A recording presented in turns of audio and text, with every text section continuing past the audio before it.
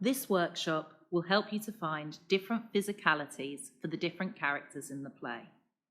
First of all, come into the space and find a space you can stand in on your own. If you feel comfortable to do so, please close your eyes. And with your eyes closed, notice how you are standing. Everybody stands in their own unique way. Do you have weight on one foot or the other? Are your shoulders up by your ears or are they more relaxed? Don't change anything, just be aware of how you stand. Where is your weight? Are you looking up or down or to one side maybe? Just check in with yourself. This is your unique physical character. The next thing we're going to do is we're going to try and remove that character so we have a blank canvas upon which to work. This is called being in neutral. When actors are in neutral, what we mean is that their feet are hip width apart, their knees are relaxed, their hips are relaxed, their hands are heavy by their sides, and they've tried to remove any tension from their body. Their shoulders are low, there's a nice big gap between the bottom of their earlobe and the shoulders, and they're looking straight ahead. It's almost like there is a thread going through each of the vertebrae in the back, slowly, slowly, slowly coming up to being in a straight position. Some people find it quite difficult to find a neutral position. If this is you, then this exercise might help you. Reach up with your hands up above your head. Breathe in as you do so. And have a big yawn. And a big stretch. Bringing your hands back up in front of you and up and overhead. Gently flop over from your waist so that you're hanging from your waist as you breathe out. And just hang there for a moment. You might want to experiment, move from side to side. You're just engaging your spine. You're going to come up slowly, one vertebrae at a time, so that your head is the last thing to come up. This might help you feel more neutral. And everyone in the room, regardless of who they play, is going to think about one specific character now.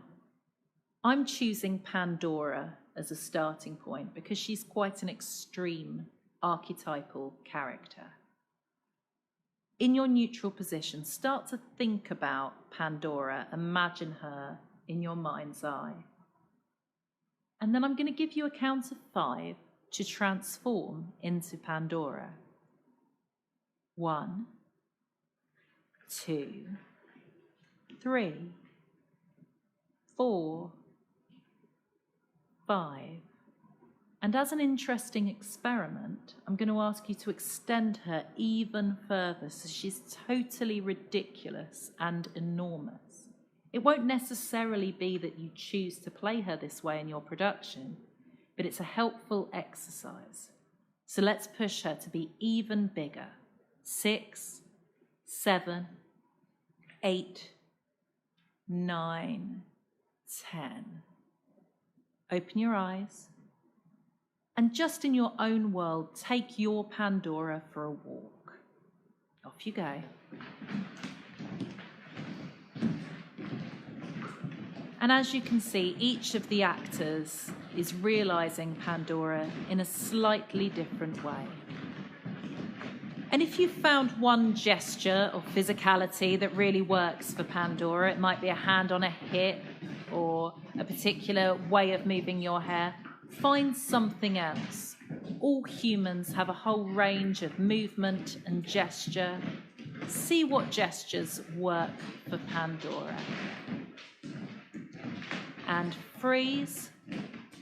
And notice, are you still working at 10? Are you at the most extreme version of Pandora you can be? If you're not, extend now into it. Push yourself, push the physicality. So she's almost grotesque. And take her for a walk again.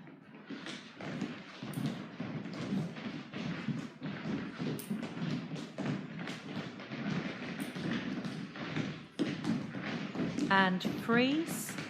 And can just Janet take her Pandora for a walk, please? If everyone else can watch and see. So we've got quite a bouncy Pandora here.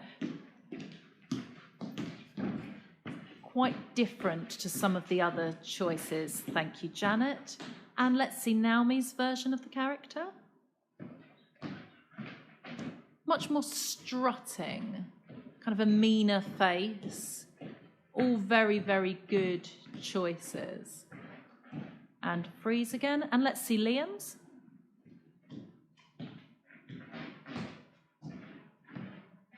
And Liam's moving his legs in quite an unusual and interesting fashion. And freeze.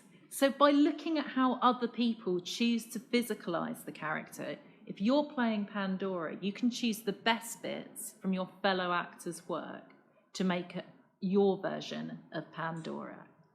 One of the challenges of the play is transforming quickly between characters. So we're now at a version 10 of Pandora, and I'm going to give you a count of 3 to transform back to neutral.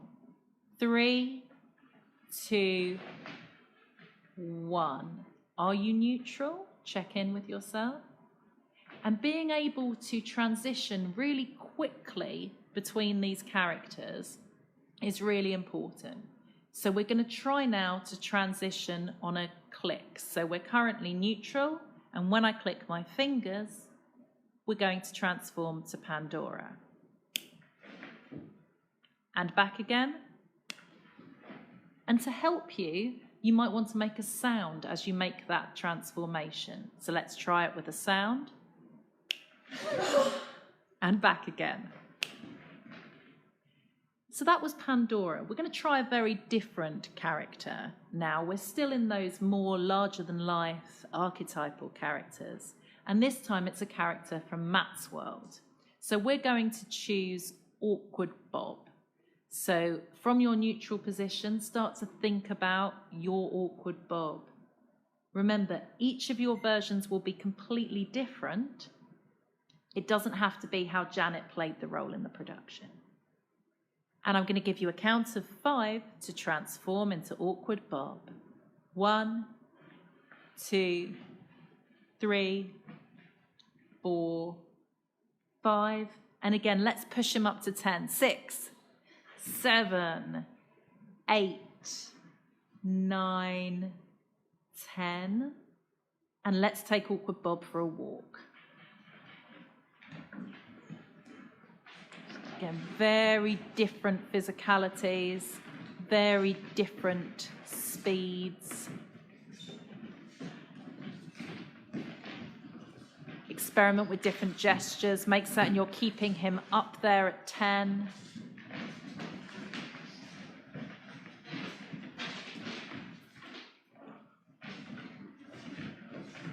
And freeze, and let's just see some examples. Molly, can I see your Awkward Bob, please?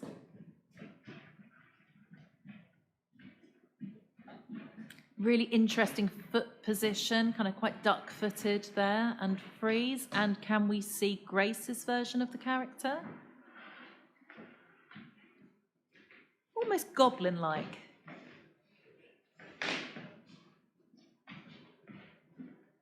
Excellent, and freeze. And can we see Caitlin's? And this reads as a far kind of shyer version of Bob, and freeze. And we're going to transform now back to neutral on a count of 3, 2, 1. Check in, are you in neutral? And we're going to try and transition to Bob on a click with a sound. And back again. And now we're going to go to Pandora. And now we're going to go from Pandora to Bob with a sound. And back to neutral. So you're starting to get the hang of this now. We're going to do one last character. And one of the joys of this particular play is that some of these characters can easily be played by people who are not the gender of the character. So as you saw in our production, Molly plays Dirty Dan. So the next character we're going to be working with is Dirty Dan. So if you imagine him in your mind's eye, and I'm going to count to 5.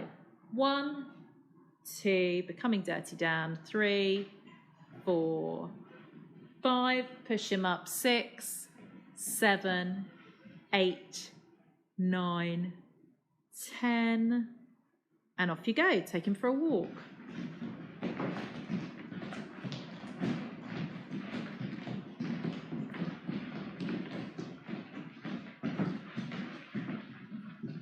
And freeze and make certain you're up at 10, lean into it, squeeze into it if you're not.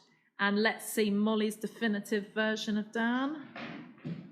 Got very low centre of gravity, very much led by the pelvis. Very big upper body language, very slack jaw, really interesting. And freeze, let's see Liam's version.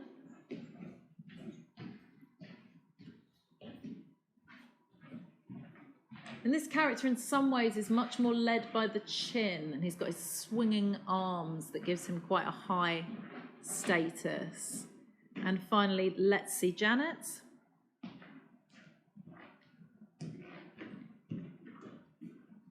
But it's very much, see how she's being led by the heel there when she plays him. Very interesting. And freeze. And we're all in Dirty Dan, and we're coming back to neutral on 3, 2, 1.